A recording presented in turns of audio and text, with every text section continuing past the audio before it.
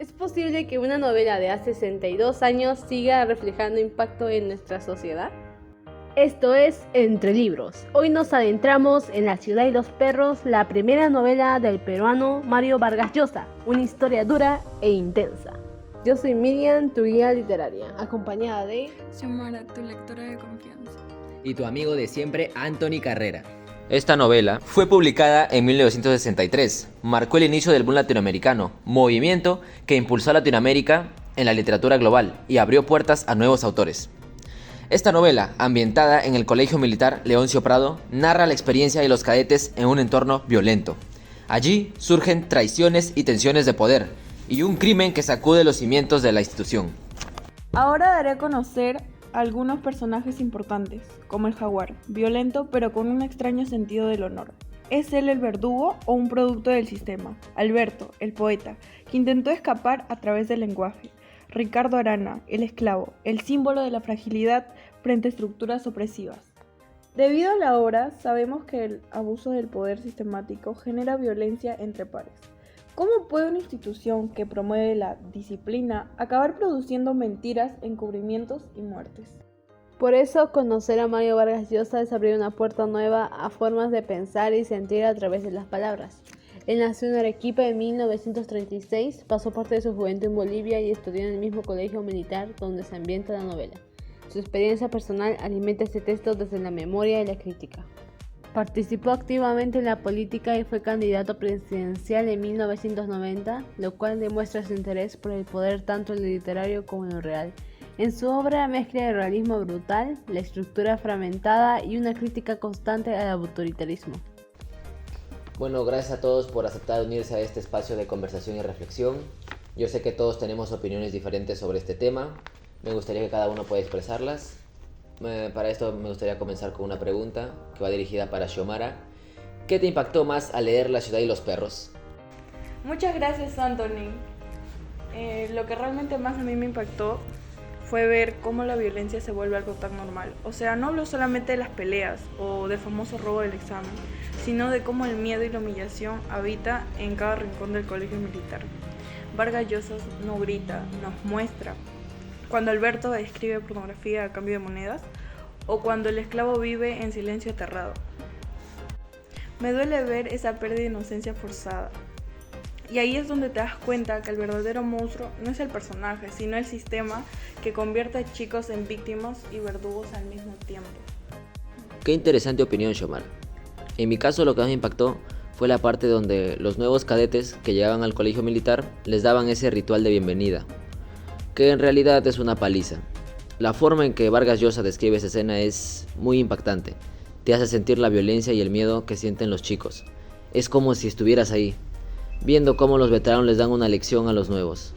Me parece que esa escena es clave para entender cómo funciona el colegio militar y cómo se ejerce la violencia y el poder ahí dentro. Bueno, Miriam, en tu caso, ¿qué fue lo que más te impactó al leer la obra? Sí, creo que sus respuestas son muy acertadas. A mí me pareció que la violencia que se ejerce sobre los estudiantes es muy perturbadora, pero a la vez es necesaria, porque te hace pensar que hoy seguimos aceptando ese abuso como parte de nuestra sociedad.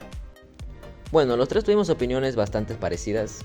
Creo que es momento de pasar a la pregunta 2, dirigida a Xiomara. ¿Qué opinas del personaje El Jaguar?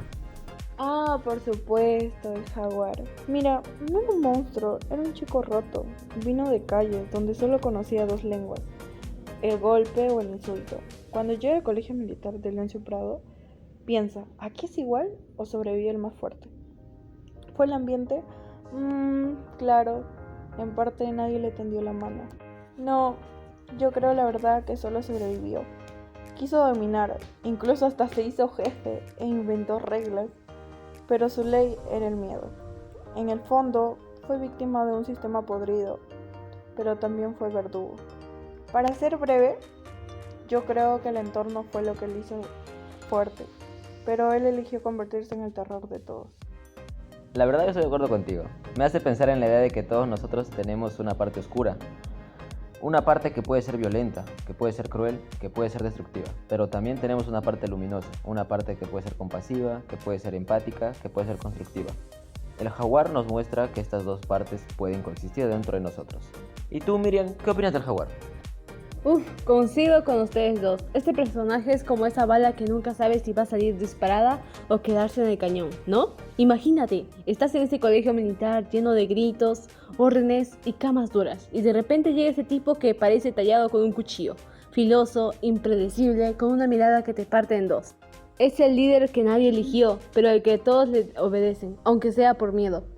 Pero aquí está lo jugoso. El jaguar no solo es el matón del salón, Vargas Llosa lo humaniza con esos detalles de vulnerabilidad, como cuando recuerda su infancia o cuando se enreda con Teresa. Es como si detrás de ese disfraz de dureza hubiera un chaval que también se asusta, pero se niega a admitirlo. Muchísimas gracias por sus aportes. Para finalizar, daremos paso a la última pregunta. ¿Hay algún personaje con el que te identificaste? ¿Por qué? La pregunta va dirigida para Xiomara. El jaguar, el perro que ladra pero también llora a escondidas. Ojo, no me identifico con sus golpes ni con su crueldad, pero sí con su mecanismo de defensa. Este tipo es como esos amigos que dicen, a mí nada me afecta, pero luego los pillas escuchando baladas a las 3 de la mañana. La paradoja. Bueno, es el matón del colegio, pero su pasado es puro dolor, abandono, pobreza, una vida sin abrazos, hasta roba para sobrevivir. ¿No hemos conocido a alguien así? El que se hace duro, pero nadie le enseñó a ser blando. Su giro inesperado. Cuando adulto, se casa con Teresa y trata de ser normal. Es como si dijera, basta, ya no quiero ser el monstruo. ¿Cuántos no hemos intentado reinventarnos después de una etapa oscura? En mi caso yo me identifico con el personaje de Alberto Fernández, el poeta. Imagínate que estás en ese infierno del colegio Leoncio Prado, donde respirar fuerte te puede costar una paliza, y de repente hay un tipo que vende historias eróticas a los cadetes para comprarse cigarrillos.